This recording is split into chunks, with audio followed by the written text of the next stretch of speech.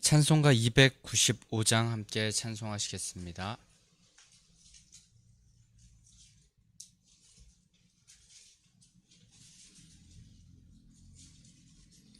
295장입니다.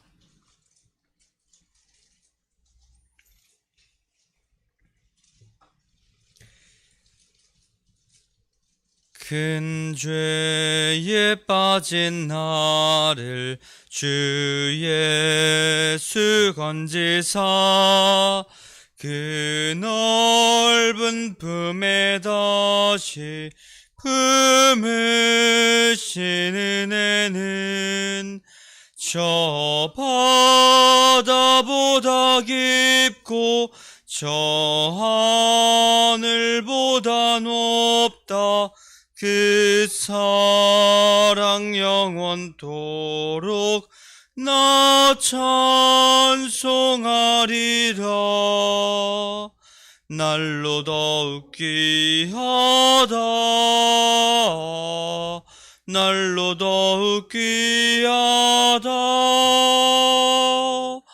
한이 없이 넓은 우리 주의 사랑 날로 더욱 귀하다. 옛날에 유대 땅에 주 예수 다닐 때 그 은혜 받으려고 큰 물이 모였네. 눈 먼저 병든 자를 다 고쳐주셨으니 나 같은 죄인까지 그 은혜 받도다. 날로 더욱 귀하다. 날로 더욱 귀하다. 한이 없이 넓은 우리 주의 사랑 날로 더욱 귀하다.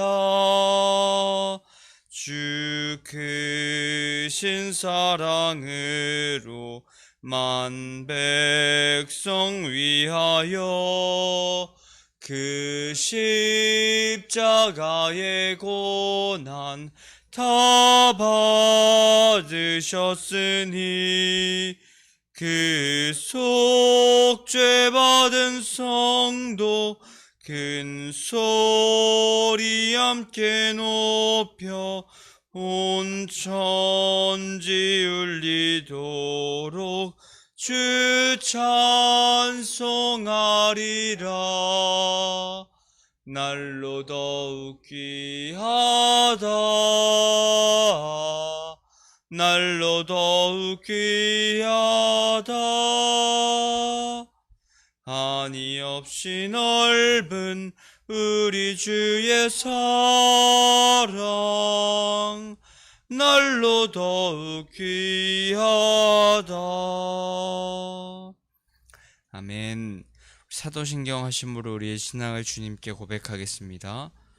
전능하사 천지를 만드신 하나님 아버지를 내가 믿사오며 우리 주 예수 그리스도를 믿사오니 이는 성령으로 잉태하사 동정녀 마리아에게 나시고 본디오 빌라도에게 고난을 받으사 십자가에 못 박혀 죽으시고 장사한 지 사흘 만에 죽은 자 가운데서 다시 살아나시며 하늘에 오르사 전능하신 하나님 우편에 앉아 계시다가 저리로서 산 자와 죽은 자를 심판하러 오시리라.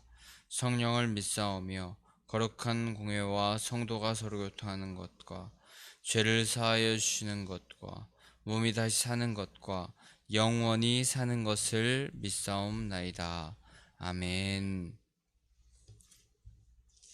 찬송가 421장 한 장 더 찬송하시겠습니다. 421장입니다.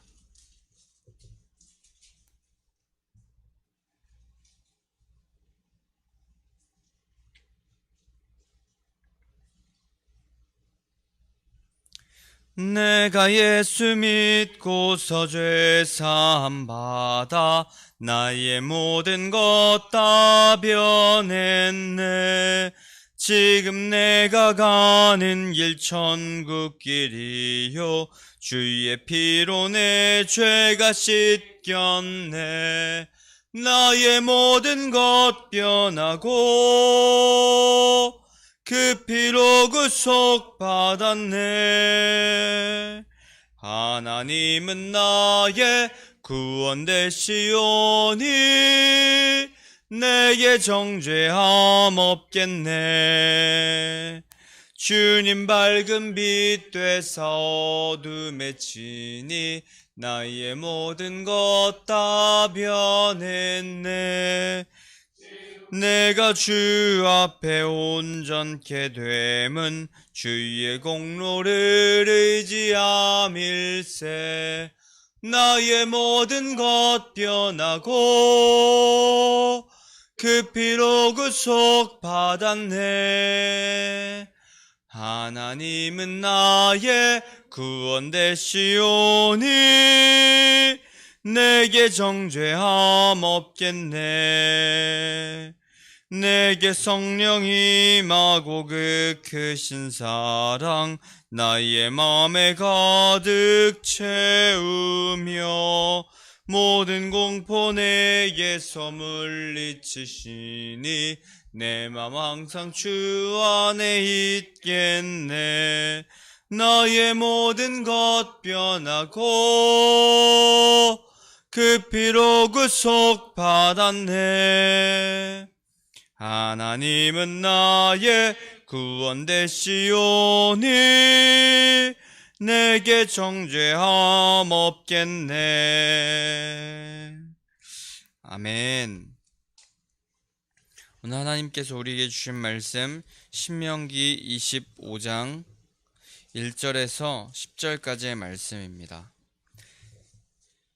신명기 25장 1절에서 10절까지의 말씀 한 절 한 절 교독하도록 하겠습니다.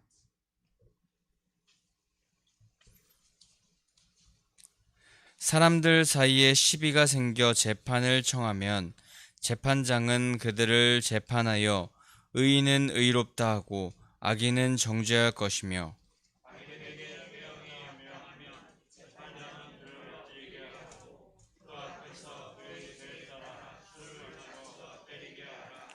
사십까지는 때리려니와 그것을 넘기지는 못할지니 만일 그것을 넘겨 매를 지나치게 때리면 내가 내 형제를 경히 여기는 것이 될까 하노라. 형제들이 함께 사는데 그중 하나가 죽고 아들이 없거든 그 죽은 자의 아내는 나가서 타인에게 시집가지 말 것이요 그의 남편의 형제가 그에게로 들어가서 그를 맞이하여 아내로 삼아 그의 남편의 형제된 의무를 그에게 다 행할 것이요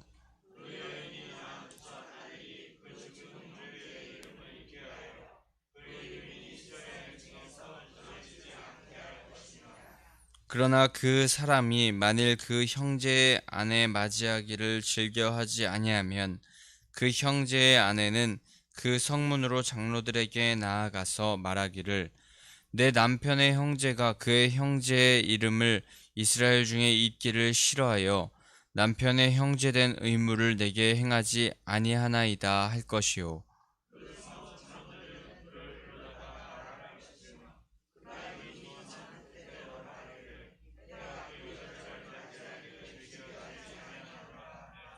그의 형제의 아내가 장로들 앞에서 그에게 나아가서 그의 발에서 신을 벗기고 그의 얼굴에 침을 뱉으며 이르기를 그의 형제의 집을 세우기를 즐겨 아니하는 자에게는 이같이 할 것이라 하고 이스라엘 중에서 그의 이름을 신 벗긴 집이라 부를 것이니.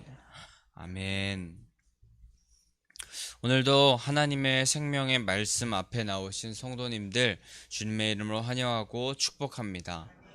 하나님의 말씀에 진정 생명이 있고 이 세상의 소유로 얻을 수 없는 진정한 영원한 생명의 가치가 있음을 우리가 기억하며 오늘도 하나님의 말씀 앞에 우리가 나아갈 때 그 말씀에 순종하고 청종하는 자로 살아가기를 결단하는 성도님들 되시기를 소망합니다.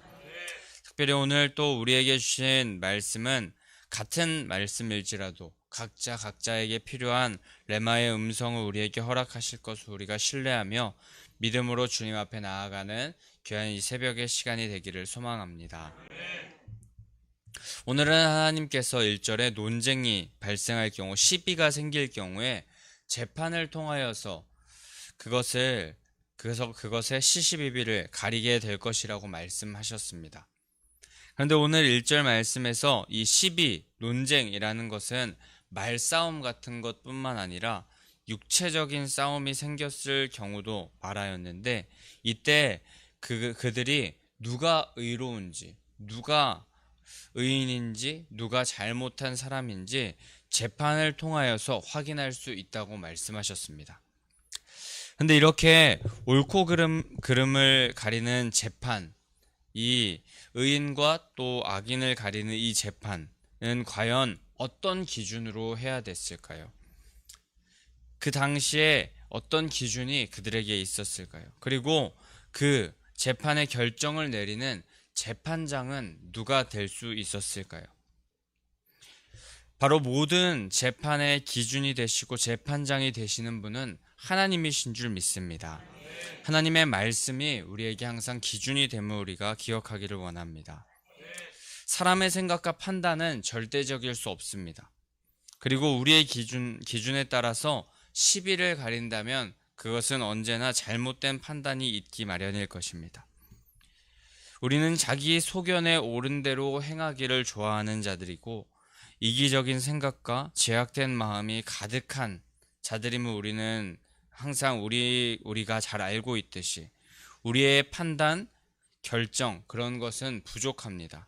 하지만 하나님의 결정, 하나님의 판단은 항상 완전함을 우리가 기억하며, 우리는 판단과 결정이 필요할 때마다 하나님의 말씀 앞에 하나님의 기준으로 나아가야 할 것입니다. 그런데 오늘 이 말씀에서 재판의 기준, 그리고 그 재판장은 분명히 하나님께서 하실 수는 있지만 그들이 시비가 생겨서 그 재판장 앞으로 나아갈 때에 그곳에는 사람이 재판장으로 서 있었습니다. 그 재판장은 재판을 진행하고 선고를 하게 되는 역할을 하였습니다. 하지만 그 재판은 사람의 그 결정이 아닌 하나님의 결정이었는데, 신명기 1장 17절에서 재판은 하나님께 속한 것인즉 너희는 재판할 때 외모를 보지 말고 귀천을 차별 없이 듣고 사람의 낯을 두려워하지 말 것이며, 스스로 결단하기 어려운 일이 있거든 내게로 돌리라, 내가 들으리라 하였고, 라고 그렇게 말씀하십니다. 이 구절 전반부에 분명히 하나님께서 재판은 하나님께 속한 것이다 말씀하십니다. 그래서 재판장이 그 재판의 결과를 말하고 또 재판의 그 선고를 하지만 분명히 그 결정은 하나님의 결정에 부합한 것이어야 했습니다. 그러기에 재판장은 살아계신 하나님 앞에 두렵고 떨리는 마음으로 하나님의 뜻을 대신 말하는 그런 자로서 행동하는 그런 자였기 때문에 그 재판장의 결정이 아닌 하나님의 결정으로, 판단으로 그들은 받아들이고 그 재판의 결과대로 행하였습니다. 결국 재판을 사람이 하는 것 같지만 하나님의 뜻과 섭리 아래 있다는 것을 확신하면서 나아갔던 것입니다. 우리도 우리 앞에 펼쳐진 여러 가지 사안, 그리고 여러 가지 일들에 대하여서 우리 기준이나 잣대, 우리의 이해관계에 따라서 쉽게 속단하는 잘못을 범하면 안 될 것입니다. 분명히 그곳에 사람으로 재판장이 서 있었지만 그 재판장이 분명히 하나님의 뜻에 따라서 행하였던 모습을 우리가 기억하면서, 사람이 재판을 진행하고 결정하는 것 같지만 그 재판 모두는 하나님께 속하여 있었다는 것을 기억하면서 우리의 삶에서 모든 사안의 결정도 판단도 모두 하나님께 속하였음을 기억하면서 하나님의 뜻에 맞게, 하나님의 결정에 맞게 우리가 매일 판단하고 결정하며 행동하는 우리가 되어야 할 줄 믿습니다. 결국 하나님의 사람이라면, 하나님의 백성이라면 하나님의 판단이 나의 판단이 되기를 원하고, 또 하나님의 결정이 나의 결정이 되기를 원한다는 모습을 우리는 취하여야 할 것이며, 그것이 바로 하나님의 주권을 인정하고 따르는 하나님의 백성의 도리인 줄 믿습니다. 수없이 우리는 삶 가운데 결정을 해야 되고 판단을 해야 되는 상황 가운데 있지만, 그 가운데서 우리의 기준, 우리의 생각은 잠시 내려놓고 하나님께서 가장 공의로우신 재판장이 되심을 기억하면서 하나님의 판단, 결정에 따라서 우리가 순전한 마음으로 따르는 자, 순종하는 자 되기를 소망합니다. 오늘 그렇게 말씀에서 하나님께서 재판을 하게 될 때 의인은 의롭다, 악인은 정죄하여야 될 것이다 라고 말씀하시는데, 그때 그 악인에게 내려지는 형벌에 대하여서 오늘 하나 말씀하고 계십니다. 바로 그 악인에게 태형이 합당하다면 악인의 그 죄에 따라서 그를 때리도록 하라고 말씀하시는 것입니다.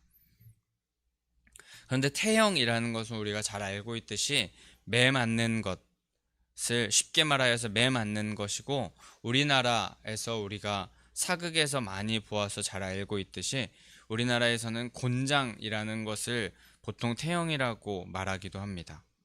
패션 오브 크라이스트에서 예수님께서 채찍을 맞으신 것도 태형의 일부입니다. 그런데 태형이라는 형벌을 내릴 때 그때의 죄값에 마땅한 형벌로 치루어져야 함을 수에 맞추어서, 오늘 특별히 그 수에 맞추어서 때리라고 한 그 말씀이 2절 마지막 부분에 있고, 또 3절에서는 40대 이상을 때리지 못할 것이라고 그렇게 수를 엄격히 지켜서 그리고 제한하여서 말씀하고 계십니다. 근데 이렇게 숫자, 또 40 이런 것, 숫자에 민감하게 이 태형을 명령하신 이유는 3절 하반부의 말씀처럼 형제를 경히 여기는 것이 될까 하노라 하는 말씀과 관련이 있습니다. 태형의 최고 형벌인 그 40대 이하, 그러니까 39대의 형벌을 받는 사람이라도 이스라엘에서는 그 때리는 사람과 그 벌을 받는 사람이 모두 형제이며, 또 여전히 이스라엘의 공동체원으로 살아갈 수 있음을 그렇게 계속하여서 열어두시면서, 그렇기 때문에 그 이상을 때리지 말라 말씀하신 것이었습니다. 이는 또한 그가 태형의 형벌을 통하여서 아프고 또 고통스러울 수 있지만 자신의 죄를 깨닫고 다시 돌아올 수 있다는 그 여지를 남겨두시는 것이기도 하셨습니다.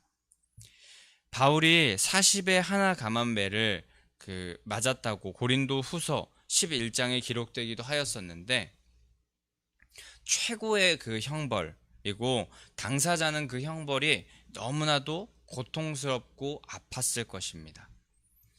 허나 그 형벌을 내리신 아버지 되시는 하나님도 그 마음이 굉장히 고통스러우셨을 것입니다. 그러나 하나님께서 원하신 것은 자신도 너무 고통스럽고 그 사람도 고통스럽지만 그 고통을 통하여서 다시 하나님께로 돌이키고 관계가 회복되길 원하는 마음으로 사랑의 매를 드신 것입니다.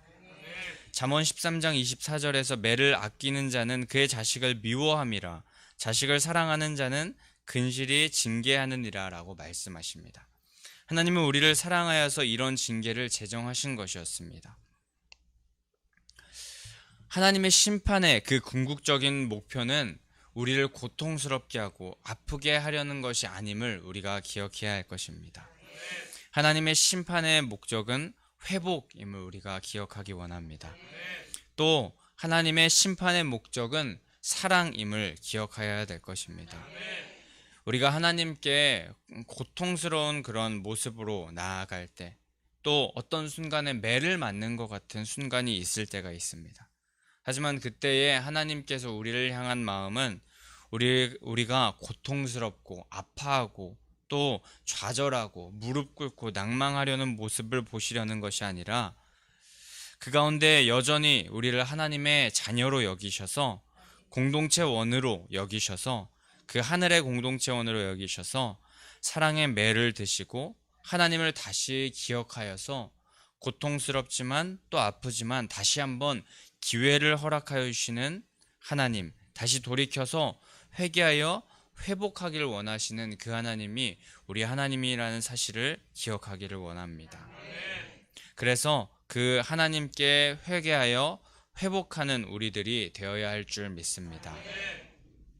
하나님의 마음을 헤아리는 그 사람이 하나님께서 우리를 고통스럽게 하실 때에도 하나님께 다시 돌이키려는 그런 마음이 있으시구나 라는 그런 마음을 헤아리는 사람이 진정 철든 하나님의 백성임을 우리가 기억하며 그렇게 철든 하나님의 백성들이 되셔서 하나님의 은혜를 누리는 단계까지 이르는 우리들이 되기를 간절히 소망합니다. 그리고 이 태형 제도에 대한 1절, 3절 말씀 이후 그리고 5절과 10절 남편을 잃은 여인에 대한 규정 사이에 4절의 말씀이 위치하여 있습니다. 근데 4절의 말씀을 우리가 보게 되면은 너무 여기 이 두 가지 내용과 어울리지 않는 그런 내용이 있는 것 같습니다. 곡식을 떠는 소에게 망을 씌우지 말지니라 라고 그렇게 말씀하시는데 이 말 그대로의 뜻은 곡물의 그 이삭을 바닥에 쭉 깔아놓고 소를 줄로 끌거나 또 가운데 그 줄을 박아서 소가 이렇게 원형으로 돌면서 그 소의 발굽으로 알곡을 밟아서 그 알곡과 그 가라지를 분리하게 하는 그 일이 곡식을 떠는 일인데 이때에 소의 입에 망을 씌우게 되면은 그 소가 그 알곡을 먹지 못하여서 더 많은 그 수확물을 낼 수 있는데 오늘 이 사절의 말씀에서 소 그 입에 망을 씌우지 말라라고 그렇게 말씀하시는 그 말씀이 4절에 등장합니다. 일부를 먹을 수 있도록 하라는 그런 말씀인데 이는 이 말씀이 4절에 이렇게 등장하게 된 이유는 태형의 제도에 당사자는 고통을 받지만 하나님께서 다시 돌아올 수 있는 기회를 허락하시면서 39대 이상까지는 매를 허락하지 않으시면서 죄인을 보호하시는 것, 또 5절에서 10절까지 남편을 잃은 여인은 그 남편의 형제로 하여금 대를 잇게 하여 주면서 그 여인을 보호하게 하시는 그런 말씀을 하시는 것 사이에 등장하는 구절로 이 두 구절을 하나님의 보호의 차원에서 이해하게 된다면 이라는 소에게 곡물을 허락하는 그 주인의 마음, 그 소를 보호하면서 소에게 곡물을 허락하는 그 주인의 마음이 이 두 이야기와 비슷한 그런 것임을 깨닫게 되어 4절이 5절의 연결 구절 또 1절과 3절 이후에 다른 이야기가 등장하기 전 연결 구절로 쓰이는 것이 우리는 이해될 수 있을 것입니다. 이 구절로 하여금 하나님은 죄인, 약자에게 관심을 가지고 계시는 분이라는 것을 우리는 기억하게 될 것이고 또 그들이 하나님을 바라보길 원하심을 다시 한번 알 수 있게 되는 구절입니다. 그렇게 4절 이후 등장하는 5절에서 10절까지의 말씀은 방금 약간 말씀드렸듯이 남편이 먼저 생을 마감한 경우 그 여인에 대한 법률 규정이었습니다. 남편이 죽은 여인의 경우에 그 대를 이을 아들이 없는 경우 그때 남편의 형제가 그 여인을 아내로 삼아서 대를 잇게 하여 줄 것임을 명령하시는 것입니다. 당시 여자들은 결혼을 해서 대를 잇는 것, 그 아들을 낳아서 대를 잇는 것이 굉장히 중요했습니다. 이것은 룻기에서 룻과 비슷한 상황이기도 합니다.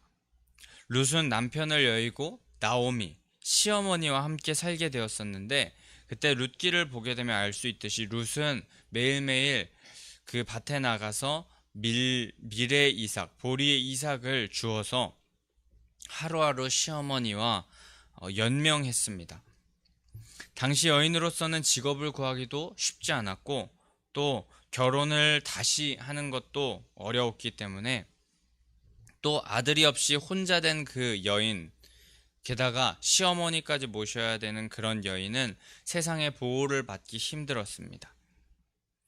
그렇게 하나님은 그런 자들, 그런 여인들을 보호하기 위하여서 그들의 형제가 그 여인의 살 길을 마련해 주어야 함을 규정하셨고, 만약 그것이 싫다면 그것을 그 장로들에게 가져가서 집안 대대로 신벗김을 받은 자의 집이라고 인정이 없고 하나님의 말씀을 따르지 않는 그런 집이라는 낙인이 찍혀서 살게 될 것이라고 말씀하고 계시는 것입니다.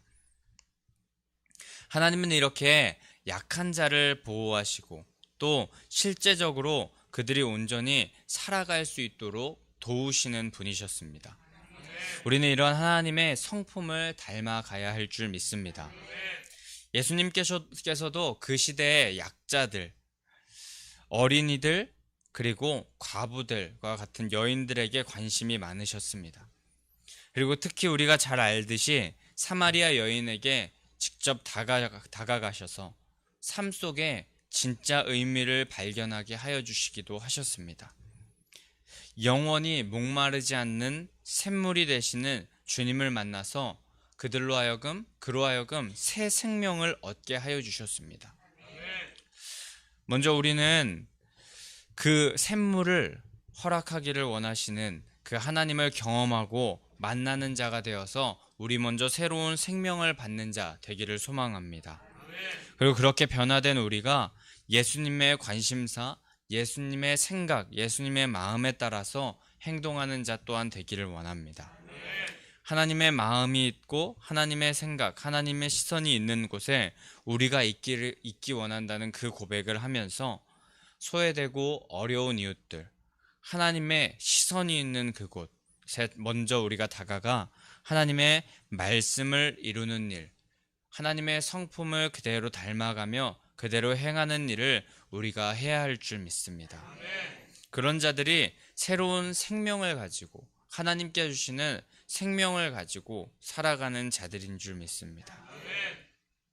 그런데 이런 일, 누군가를 돕거나 헌신하는 일, 또 기부하고 여러 가지 그런 우리의 것을 포기하면서 나아가는 그런 일은 세상의 생각과 가치로 볼 때 우리의 것을 내어주는 일, 그런 것은 손해를 보는 일이라고 말합니다.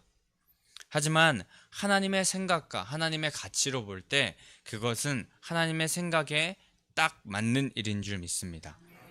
하나님의 가치를 따르는 일에 결단하는 자가 우리가 되기를 소망하고, 또 그리스도로 말미암아 진짜 생명을 얻은 우리들은 세상의 것을 아까워하거나 부러워하지 않고 하나님의 길을 끝까지 걸어가는 자 되기를 소망합니다. 하나님은 사랑의 성품으로 죄인 또한 사랑하셔서 다시 돌이키길 원하시는 분이심을 우리가 기억하면서 이익이 안 될지라도 또 세상의 관점으로, 자본주의적인 관점으로 돈이 하나 되지 않는 일을 우리에게 맡긴다고 할지라도 우리는 소유에 집중하지 말고 새로운 생명에 집중하여서 약자와 소외된 이웃, 예수님께서 관심을 가지셨던 그 일에 우리가 집중하면서 그렇게 하나님께서 원하시는 일을, 하나님께서 기뻐하시는 일을 하나님의 성품에 따라서 그렇게 행하는 자 되기를 간절히 소망합니다. 그렇게 오늘 말씀에서 하나님께서 관심을 가지셨던 그 관심을 우리의 관심으로, 그리고 우리의 마음으로 이렇게 가지고 살아가는 자, 그렇게 하나님의 성품에 참여하길 원하여서 우리의 마음 가운데 죄악은 내려놓고 회개하기를 기뻐하고 약자를 돌볼 줄 아는 자가 되는 그런 자들이 이 시대에 바알에게 무릎 꿇지 않은 7천 명이 될 수 있을 것이고 또 남은 자가 될 것이며 주님께서 원하시는 한 사람 한 사람이 될 줄 믿습니다. 여기 모인 모든 성도님들이 오늘 말씀을 마음 가운데 품고 하나님의 성품에 참여하는 그 한 사람 되시기를, 그 대열에 참여하시는 자들 되시기를 간절히 소망하고 축복합니다. 우리 그럼 이 시간에 함께 94장 찬송하시면서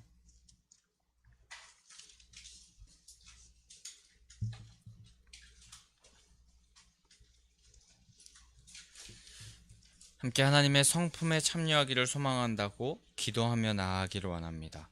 94장 찬송하기 전 우리 함께 부활신앙 및 성전 건축을 위한 기도 제목 먼저 선포한 후에 함께 찬양하고 기도하도록 하겠습니다.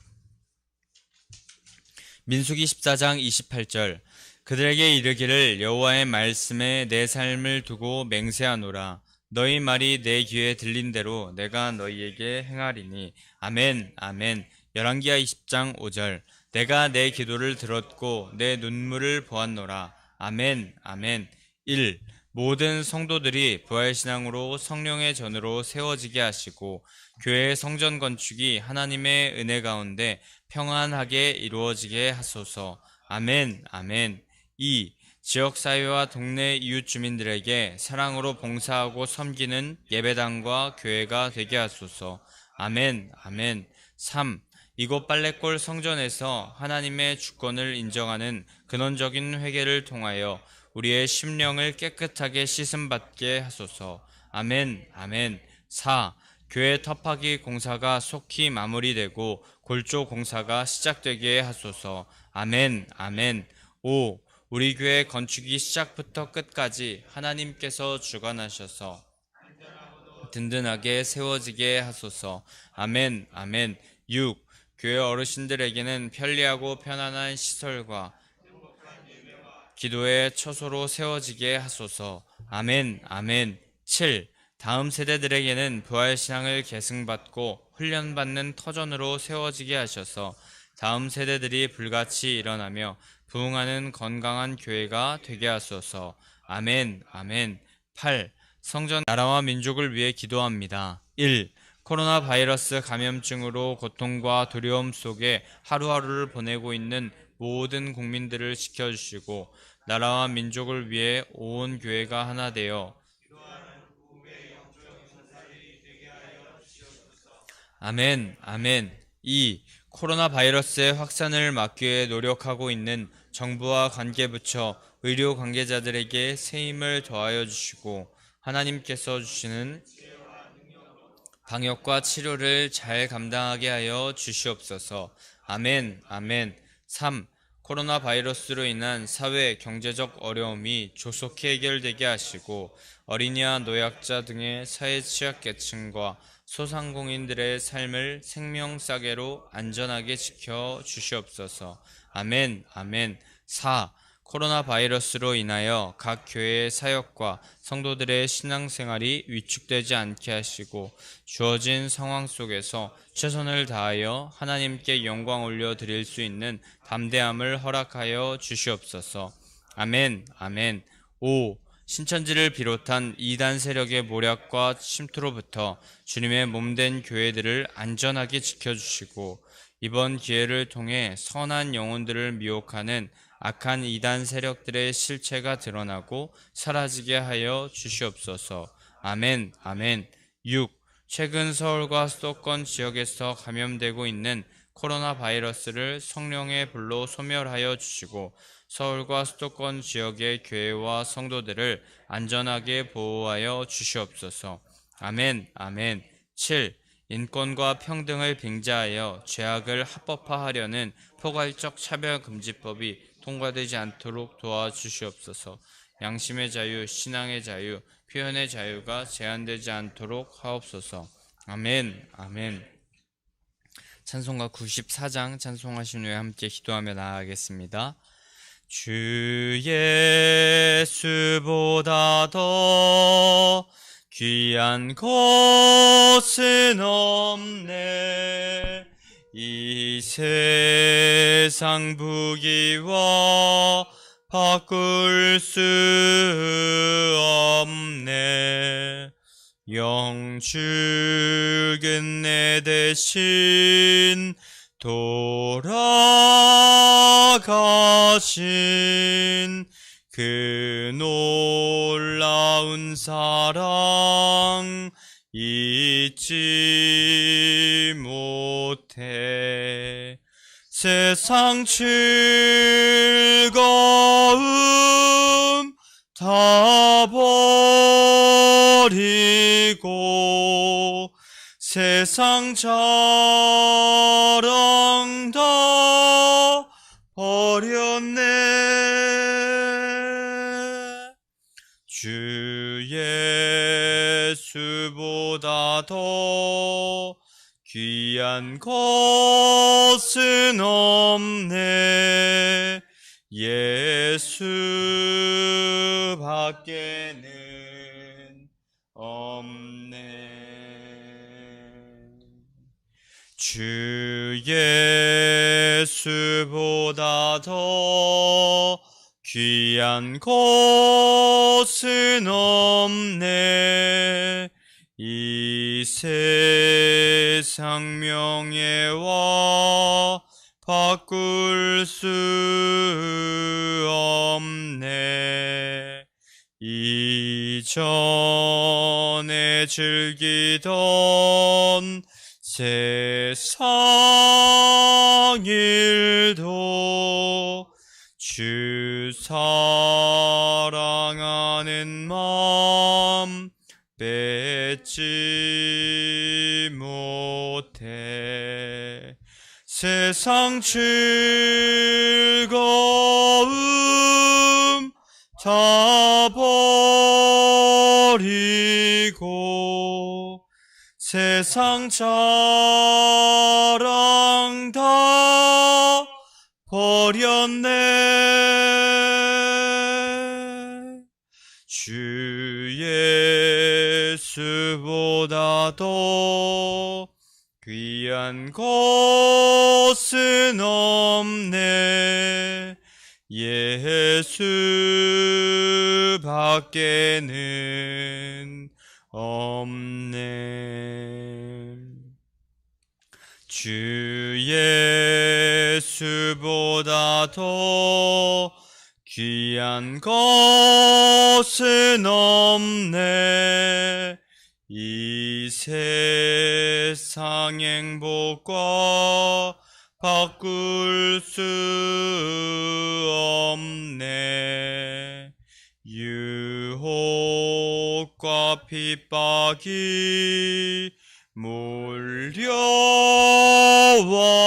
몰려와도 주 섬기는 내 맘 변치 두 손 들고 고백합니다.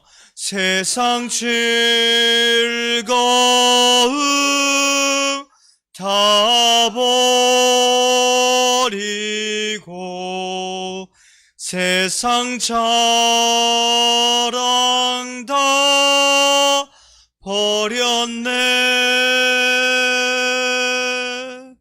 주 예수보다 더 귀한 것은 없네. 예수밖에는 없네. 우리 시간 주님의 이름을 세 번 부르짖고 함께 통성으로 기도하며 나아가겠습니다. 주여!